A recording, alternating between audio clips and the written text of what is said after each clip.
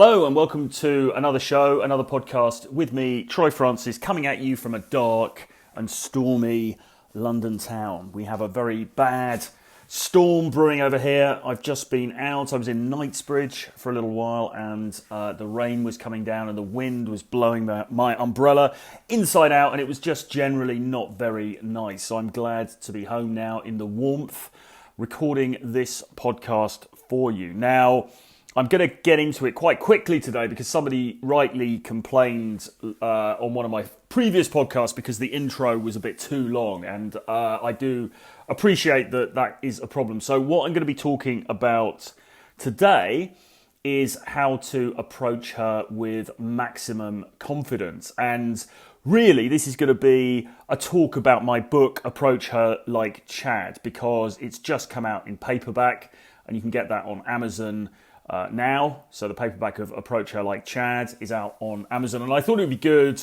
to do a show just to talk about what's in that book and about my sort of attitude to approaching, not least because I just did a show with Jack Napier on his channel, which I believe has gone to his Patreon channel now as a piece of content for his Patreon subscribers.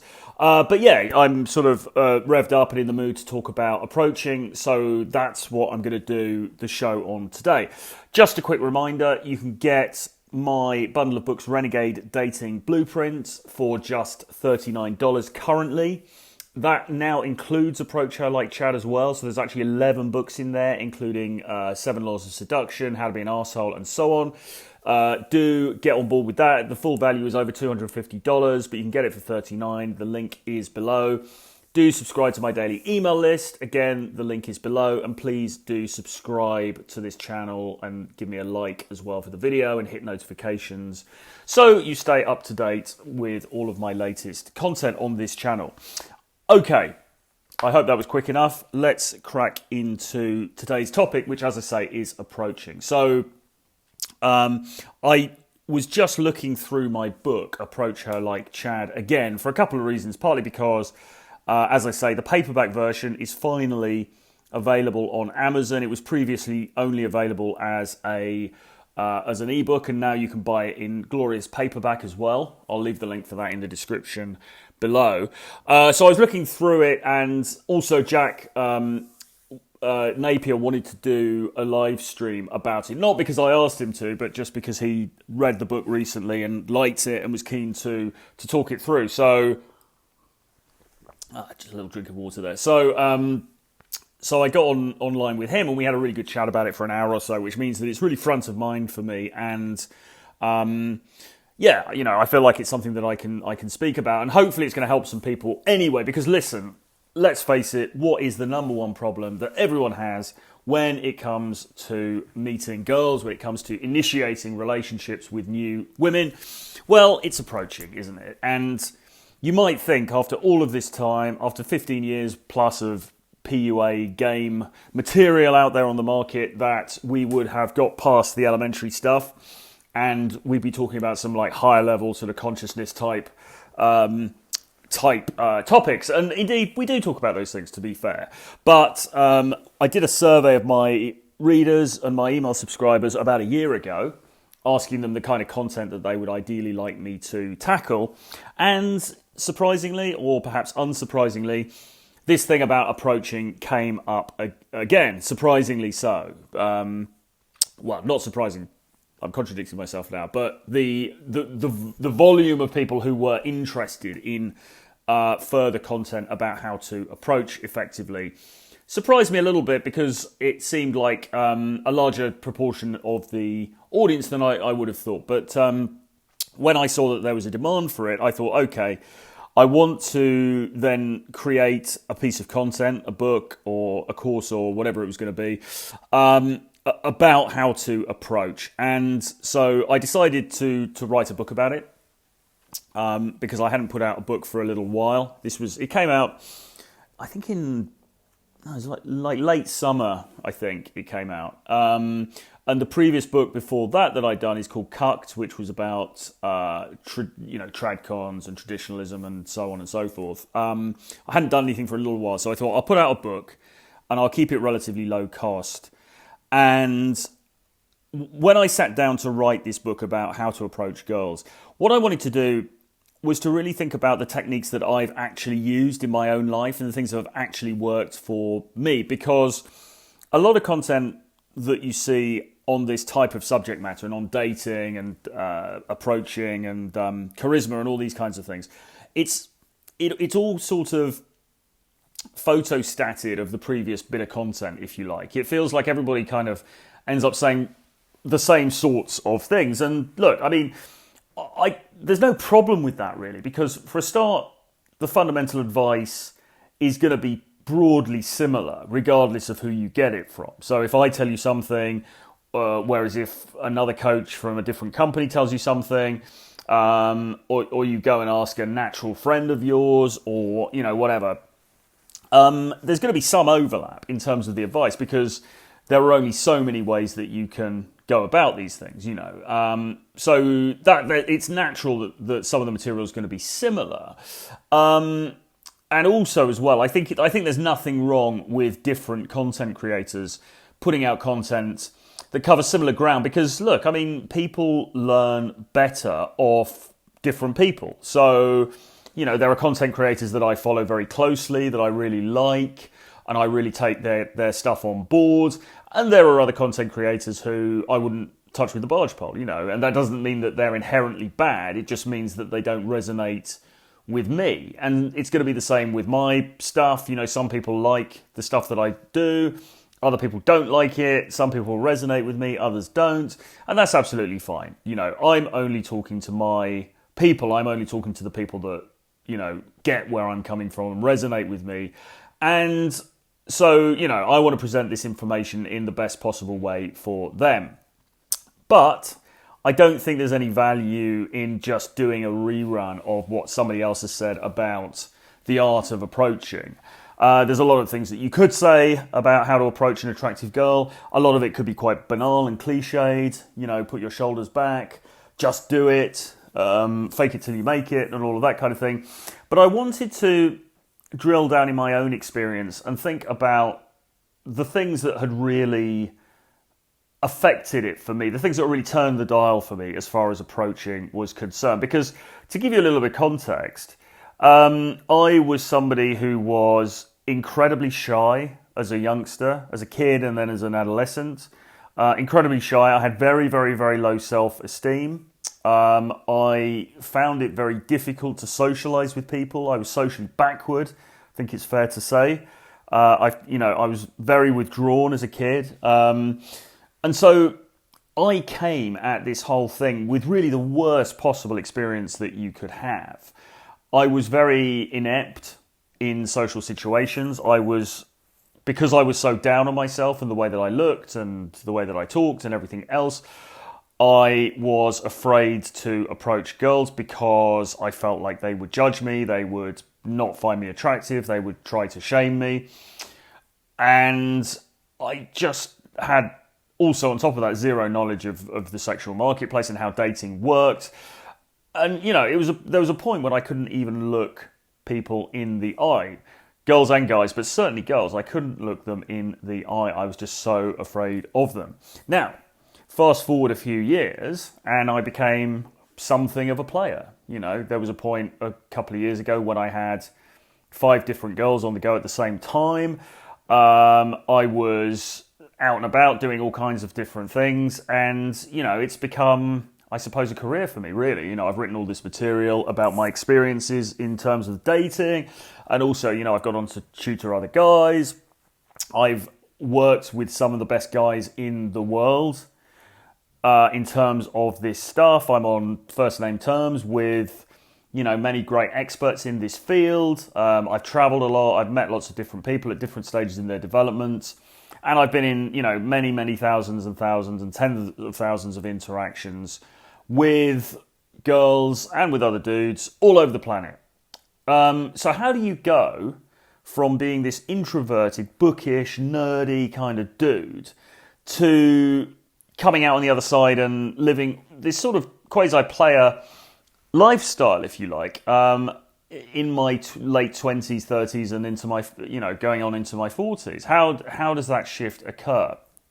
Well, it occurred because of a number of different factors, some of which are pertinent to this podcast and others which aren't, because they were personal things to me. Like, I always tell the story about how I went to university in Manchester and I ended up taking a lot of naughty substances there and drinking a lot and partying a lot.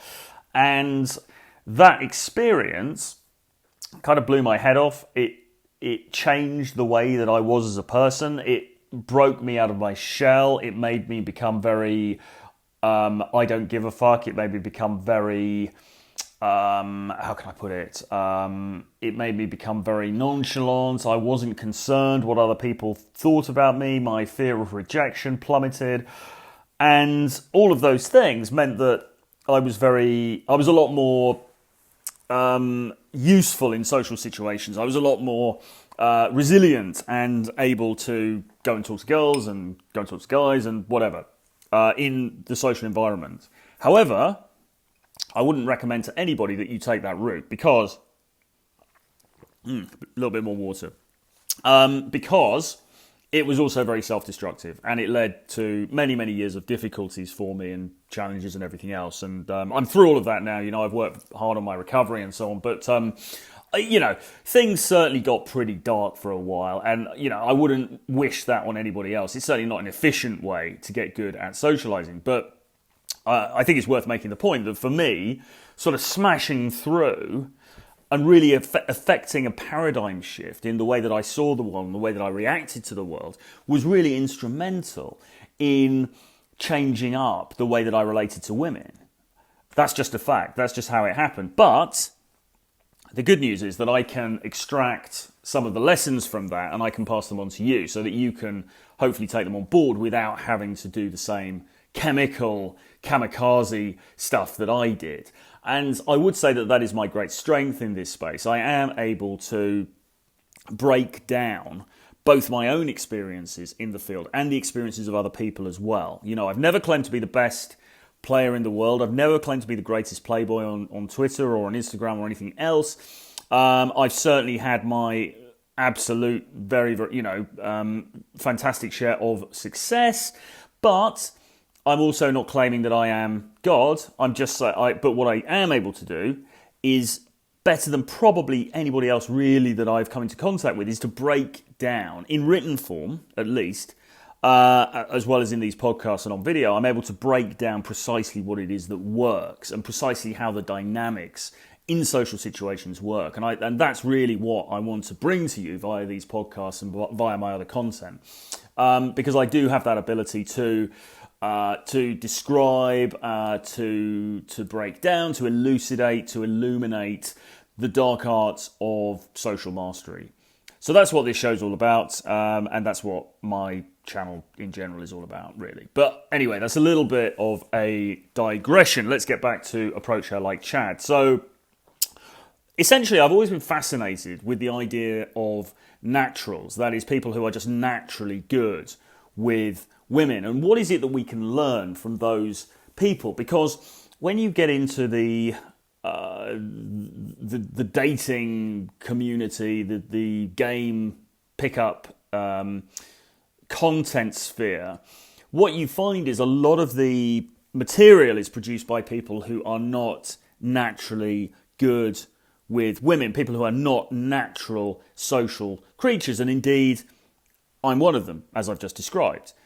There's a lot of people like me who were previously pretty nerdy, who've learnt this stuff and are able to, as I say, to analyse it and to explain it very well. But we're not naturals necessarily. So what has always really interested me is what can we learn from the naturals? I've learnt a lot from people like Owen from RSD, Tom Torero, etc., etc. But these guys are dudes who have learned this stuff and learned it very, very well and can teach it incredibly well. But I'm really interested to know what the guy who can't articulate it or just doesn't choose to articulate it, what can we learn from him? And so that was how I came upon this idea of writing a book called Approach Her Like Chad, because I thought, well, wouldn't it be great just to have a guide that will tell you, break down what the Chad does, so that we can imitate it and use some of those things for ourselves to make our own interactions with girls that much better. Now, at this point, I'm just going to go into a little bit of terminology, just in case anybody listening to this isn't aware of the word Chad or what it means. Basically, a Chad, it's internet slang. It's been around for quite a while now. A Chad, and sometimes he's referred to as Tyrone, actually. So you get Tyrone and Chad referred to a lot. A Chad is a guy who is good-looking, tall, probably ripped, and he's just effortlessly and naturally good with women. He doesn't really have to try because he gets all of the advantages of his status, of the way that he looks, just reflected back at him in the sexual marketplace. So, he is the dude who you envied in high school. He's the high school jock. He is the football player, etc., etc. He is that guy that you see in the 80s teen movies who just gets all the hot girls when the nerds don't. That is effectively what a Chad is. Now, Chad, as I say, it's internet slang. It's a bit of a stereotype. It's not a real person. It's an amalgamation of different people. We probably all know somebody or several people who fit the Chad archetype. I certainly know several. I've known several of them over the course of my life. I've been friends with them and so on and so forth. I wouldn't count myself amongst that number, of course, but I certainly know these guys and I've observed them and I'm able to sort of explain what they do. And that's what I do in this book. And then it occurred to me, I was looking at the material that I wanted to get across, and I knew the kinds of things that I wanted to say because I spent a lot of time hanging out with Chads, observing them in their natural habitat, watching them as they reel in their prey on the wild prairies of the sexual marketplace under the burning sun. And like David Attenborough, I then went away and recorded all of this and created documentary content about it. And so I thought, okay, so I know the kinds of things that I want to say. I know what I want to get across, but how do I put it into a nicely digestible form? And it was then that I got the idea of breaking the word Chad down into an acronym, so CHAD.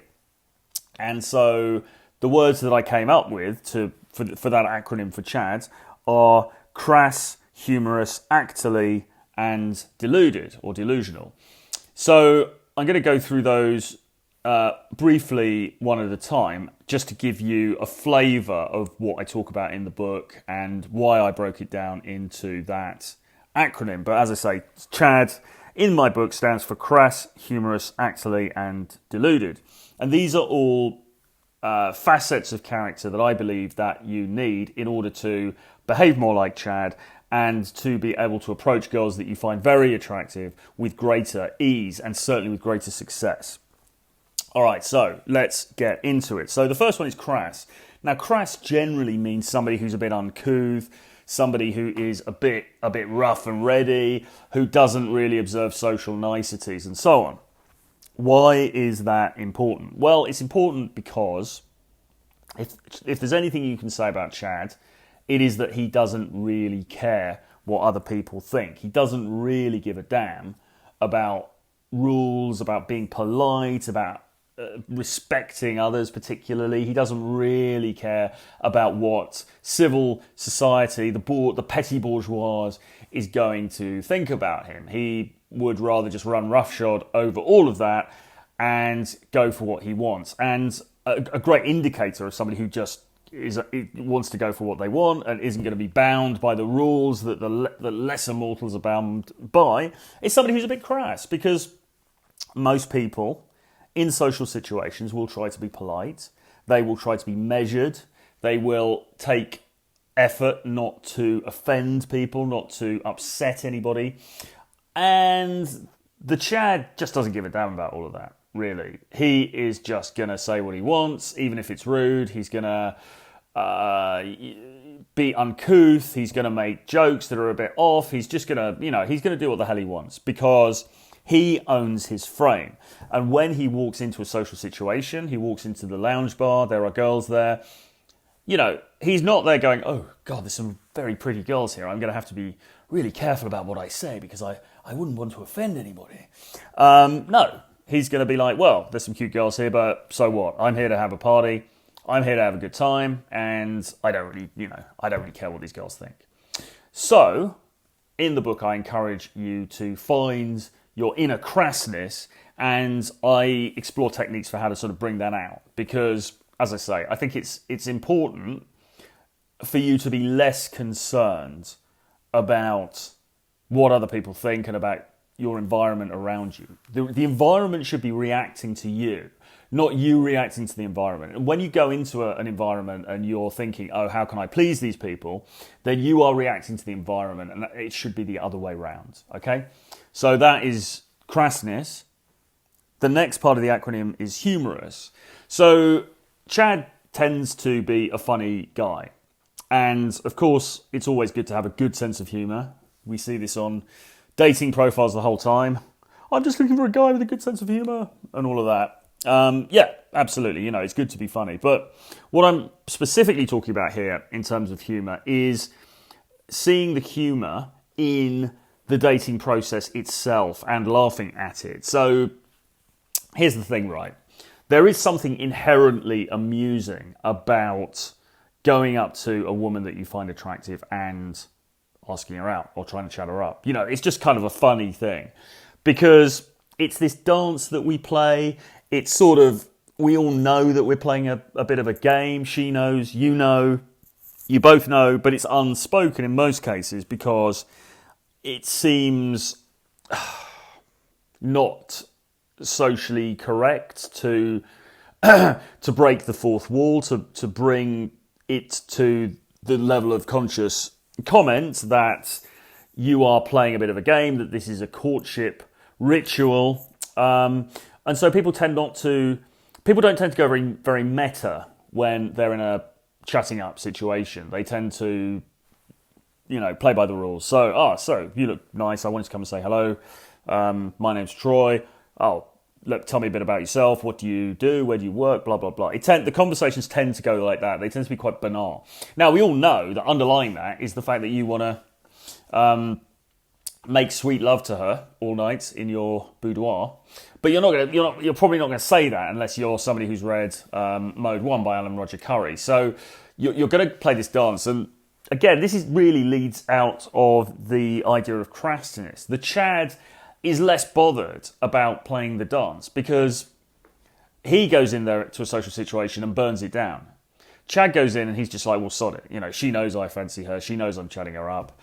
I'm just going to make jokes about this because so what, And to be honest, if she rejects me as a result, I don't really care because I have amused myself. Self-amusement, very important in social situations. You're not trying to kowtow to her. You're trying to have fun and bring her into your reality. And so, as I say, a way of doing that is to recognise and play into the inherent absurdity and the inherent humour of a situation where you are endeavouring to chat up a girl. And the more attractive the girl is, the better this works, actually. Because if you regard yourself, say, as a male 7 or a male 7.5 or something like that, and you see a female 9.5 walking past, then in your natural state, you might think, well, I'm not going to approach her because I think she's too... she's out of my league. She's too far away from me. But as Chad, taking this humorous approach, you might just choose to approach her anyway because it's kind of funny. It's kind of funny to go up to a girl who is ostensibly significantly above you in terms of sexual not prowess, in terms of her sexual value. It's kind of funny to walk up to her and chat her up, as the male 7.5. And who has the balls to do that? Well, if you have the balls to do it, then a couple of things will happen. For a start, she's going to be impressed by it, and she's probably going to start to think, well, there must be something to this guy because he's had the balls to do that, and, most guys don't. So maybe there is more to him than initially meets the eye.